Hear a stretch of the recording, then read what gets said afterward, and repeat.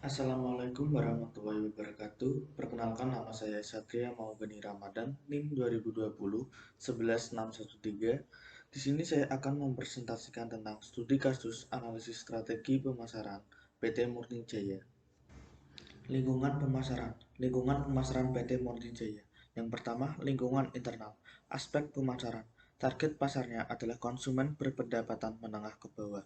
Perusahaan ini memposisikan produknya untuk bersaing di harga pasar. PT Murni Jaya mengandalkan kualitas produk yang dihasilkan untuk dijual karena proses produksi masih tradisional sehingga cita rasa dan mutu yang dihasilkan tetap tidak berubah. Aspek sumber daya manusia. Menambah tenaga-tenaga pemasaran baru yang handal dengan melakukan rekrutmen untuk memaksimalkan pasar yang ada sekarang, serta untuk melakukan perluasan pasar dapat direalisasikan pada perusahaan kecap cap menco. Memberikan target pemasaran per bulan. Dengan adanya target juga perlu diberi reward ketika tenaga pemasaran dapat melampaui target yang ditentukan. Yang selama ini target pemasarannya bagi tenaga pemasar 7 peti sehari, jika melebihi 7 peti akan dapat bonus atau imbalan. Yang kedua, lingkungan eksternal. Lingkungan mikro, pelanggan. Sebagian besar konsumen perusahaan Murni Jaya adalah pelanggan tetap, meskipun ada juga beberapa yang baru. Konsumen yang biasa membeli adalah pedagang makanan keliling seperti pedagang sate, pedagang tahu lontong, bakso, dan juga toko kelontong. Kecap tersebut digunakan sendiri dalam keperluan memasak rumah tangga ataupun untuk dijual kembali. Konsumen dapat membeli kecap baik dengan memesan melalui telepon, datang langsung ke pabrik, ataupun sales yang datang ke toko. Pesaing. Pesaing utama kecap cap mejo ini adalah kecap sawi yang sama-sama dari Kediri. Selain itu, pesaing lainnya adalah kecap cap ikan dorang dari Jombang, kecap delima dari Pacitan, kecap cap ikan layur dan ikan loreng dari Jombang, kecap cap ikan mujair dari Pare, kecap cap burung kenari dari Caruban, dan kecap cap tawon dari Madiun. Pesaing-pesaing tersebut memiliki target konsumen dan harga yang hampir sama. Pemasak. Pemasak kecap cap menco ini terpisah antara gula tebu dan gula kelapa. Untuk gula tebu, pemasak berasal dari Kediri, karena Kediri merupakan pusat tebu dan dari Tulung Agung. Sedangkan untuk gula kelapa, pemasak berasal dari Banyuwangi dan Blitar. Adapun untuk gula kelapa, juga berasal dari Lampung, Bali, dan Banyumas. Namun karena kendala waktu yang lama, sampai akan menyebabkan kualitas gula turun, maka jarang mengambil gula dari sana. Lingkungan makro. Perusahaan kecap Murni Jaya ingin membuat sebuah rencana pembangunan usaha dengan cara menetapkan tujuan tahunan, meningkatkan jangkauan pangsa pasar perusahaan agar pasar perusahaan menjadi lebih luas. Kebijakan yang dilakukan yaitu yang pertama, menetapkan kegiatan pemasaran dalam 3 bagian, jangka pendek, jangka menengah, dan jangka panjang. Jangka pendek untuk membenahi dan memaksimalkan pasar yang ada sekarang di daerah Bojonegoro sekitar kurang lebih 1 tahun. Jangka menengah untuk memperluas pasar sampai di luar Bojonegoro dalam lingkup Jawa Timur 1-5 tahun ke depan. Dan jangka panjang untuk rencana memperluas pangsa pasar sampai luar Jawa Timur, termasuk Jawa Tengah, Jawa Barat, dan Madura. Yang kedua, menambah alat produksi baik tradisional atau teknologi modern untuk mendukung perluasan pangsa pasar. Mungkin untuk 2-3 tahun pertama menambah alat tradisional. Pada tahun berikutnya, lebih dari 3 tahun ke depan, mulai dari menambah teknologi modern untuk produksi. Yang ketiga, mencari distributor di luar kota yang terpercaya. Dengan menjalin kerjasama dengan distributor dapat meningkatkan efektivitas kegiatan pemasaran, mendata pelanggan yang menjadi target pasar, dan melakukan survei pada pelanggan setelah penjualan. Yang keempat, menambah alat promosi seperti media sosial, memberi sampel atau tester ke luar kota, memasang iklan di koran, radio, dan menjadi sponsor pada sebuah acara memasak. Analisis segmentasi. Setiap pembeli di pasar memiliki keinginan, sumber daya, lokasi, sikap dalam membeli yang berbeda-beda. Melalui segmentasi pasar, perusahaan membagi pasar menjadi segmen yang lebih kecil yang dapat diraih lebih efisien dan efektif dengan produk dan jasa yang cocok untuk kebutuhan pembeli. Yang pertama, segmenting consumer market. Ada beberapa variabel utama dari segmentasi pasar konsumen, yaitu geographic segmentation. Segmentasi geografis meliputi bangsa, wilayah, negara, kabupaten, kota. Perusahaan dapat memutuskan untuk menjalankan di dalam satu atau beberapa area geografis, atau menjalankan di semua area, tetapi memperhatikan kepada perbedaan geografis dalam kebutuhan dan keinginan. Yang kedua, demographic segmentation. Segmentasi demografis membagi pasar ke dalam segmen-segmen berdasarkan variabel seperti umur, siklus hidup, jenis kelamin, pendapatan, pekerjaan, pendidikan, agama, etnis, dan generasi. Ketiga, psikografik segmentasi. Segmentasi psikografis membagi pemilihannya ke dalam segmentasi berbeda ke dalam kelas sosial, gaya hidup, atau karakteristik personal. Yang keempat, behavioral segmentation. Segmen ini membagi pembeli berdasarkan pengetahuan mereka, tingkah laku, penggunaan dari barang, atau respon pada barang. Yang B, segmenting business market. Konsumen dan pemasar bisnis menggunakan banyak variabel yang sama untuk menentukan pasar lokal. Pembeli dapat melakukan segmen berdasarkan pasar, konsumen atau consumer market. Para pemasar juga menggunakan beberapa variabel tambahan seperti karakteristik operasi, pendekatan pembelian, faktor situasional, dan karakteristik personal. Yang C, segmenting international market. Bentuk dari segmentasi konsumen yang mana mempunyai kebutuhan sama dan tingkah laku pembeli, bahkan mereka berada di dalam lokasi di berbeda negara. Analisis targeting. Target pasar adalah sekumpulan pembeli yang berbagi kebutuhan yang sama atau karakteristik di mana perusahaan memutuskan layani. Target pasar mengevaluasi setiap ketertarikan segmen dalam pasar dan memilih satu atau lebih segmen untuk dimasuki. Ada beberapa jenis strategi target pasar, yaitu yang pertama, undifferentiated marketing atau mass marketing. Dengan menggunakan strategi ini, perusahaan memutuskan untuk mengabaikan perbedaan segmen pasar dan memenuhi keseluruhan pasar dengan satu tawaran. Maksudnya, strategi ini lebih difokuskan pada kebutuhan konsumen pada umumnya daripada yang lain.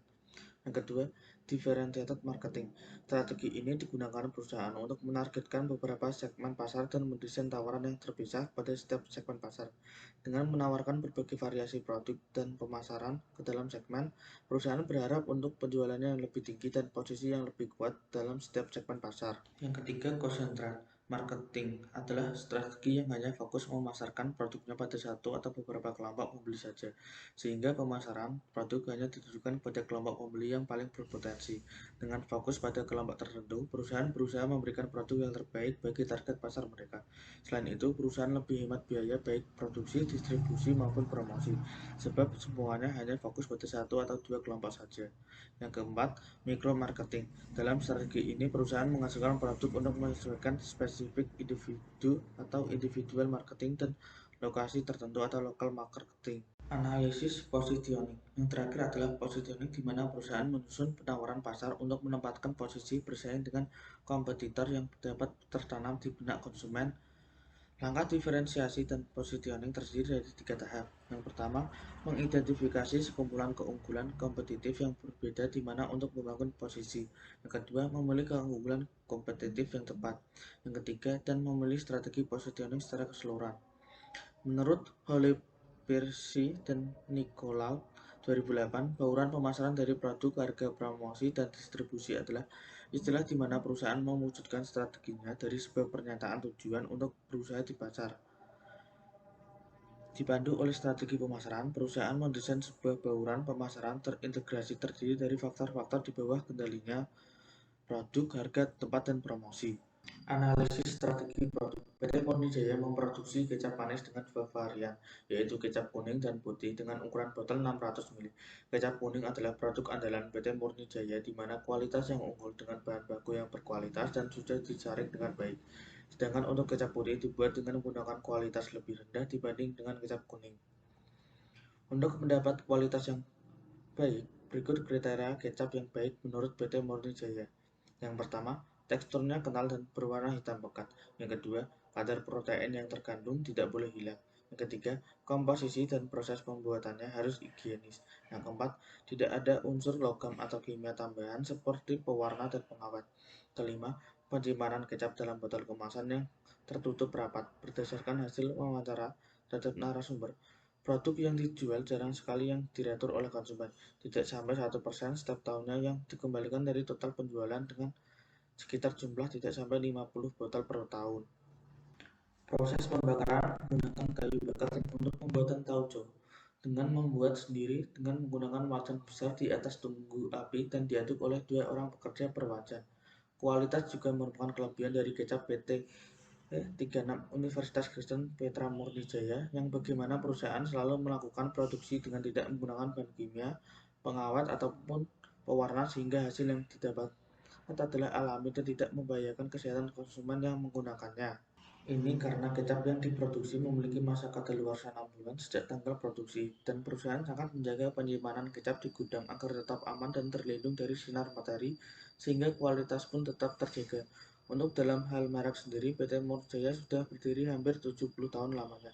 Dengan keberadaan perusahaan yang sudah lama ini, nama merek produk sudah cukup terkenal oleh masyarakat Kediri dan sekitarnya. Hal ini membuat perusahaan mempunyai nilai lebih di pasar dibandingkan dengan pendatang baru, contohnya kecap My Halal yang mulai ada pada tahun 2015 lalu. Analisis strategi harga. Kecap yang diproduksi PT Murinjaya dijual secara langsung atau partai dalam jumlah yang besar. Harga jual kecap saat ini untuk kecap putih Rp11.000 dan kecap kuning Rp14.600.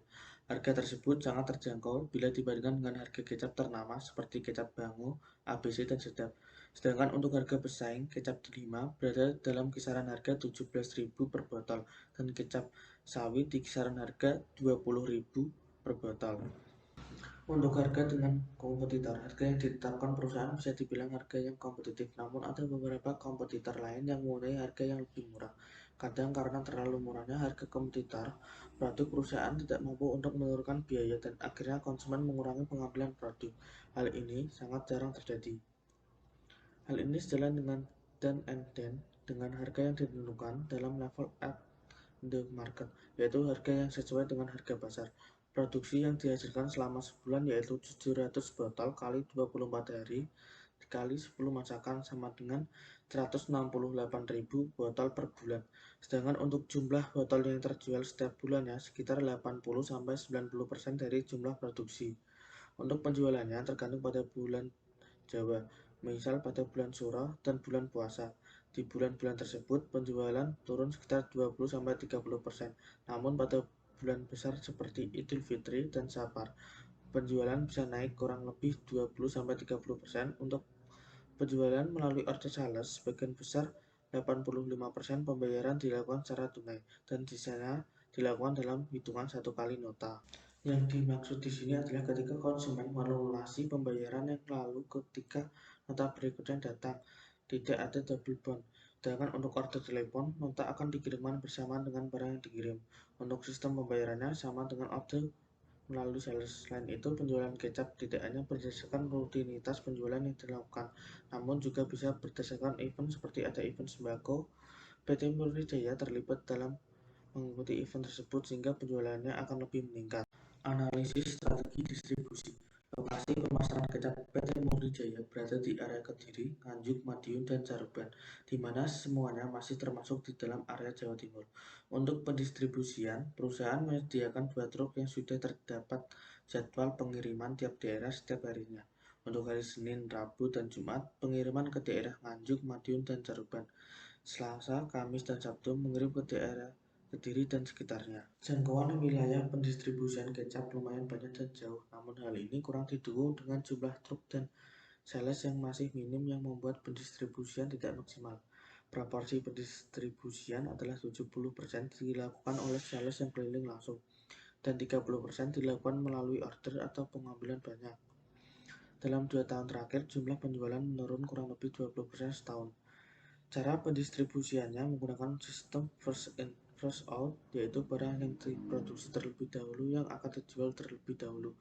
Peletakan untuk kecap pun juga sudah rapi, akan dibedakan sesuai tanggal pembuatannya. Barang juga bisa diantar besoknya jika memenuhi kuota minimal pembelian yang telah ditetapkan perusahaan. Kuota pembelian tiap kota berbeda tergantung jarak pengiriman. Dan Enden menyatakan bahwa ada 3 jenis distribusi dan PT Murijaya menggunakan distribusi intensif, yaitu perusahaan memaksimalkan toko dengan menggunakan sales langsung dan order melalui telepon yang dikirim sesuai jadwal, ditambah jika ada event yang diadakan di sekitar wilayah dalam jumlah besar. Analisis strategi promotion. Dalam hal promosi, PT Murijaya hanya mengandalkan personal sales untuk mempromosikan produknya langsung pada konsumen. Hal ini dilakukan ketika sales datang ke toko untuk mengambil pesanan. Sales akan sekalian memberikan informasi terbaru tentang kecap Murijaya. Menurut Dan 2007, komponen-komponen kunci dari aspek pemasaran meliputi 1. Advertising. PT Murijaya tidak pernah menggunakan promosi secara langsung baik menggunakan media iklan maupun media sosial. Promosi yang terjadi hanya di word of mouth marketing saja. dan juga ketika perusahaan ikut berpartisipasi dalam event di wilayahnya. Yang kedua, public relation. Perusahaan menggunakan sales langsung untuk berkomunikasi dengan konsumen sehingga promosi tentang informasi produk langsung tersampaikan. Upaya public relation dilakukan oleh sales yang melakukan personal selling juga.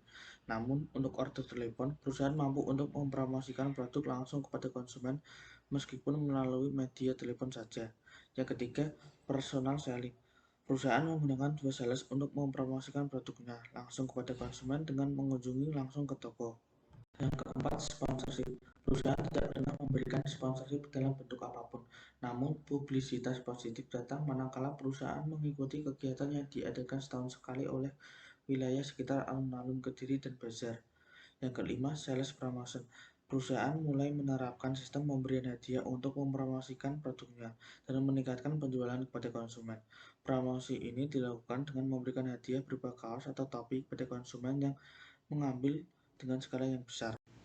Demikian presentasi saya. Bila ada kata yang kurang jelas, saya meminta maaf. Terima kasih. Wassalamualaikum warahmatullahi wabarakatuh.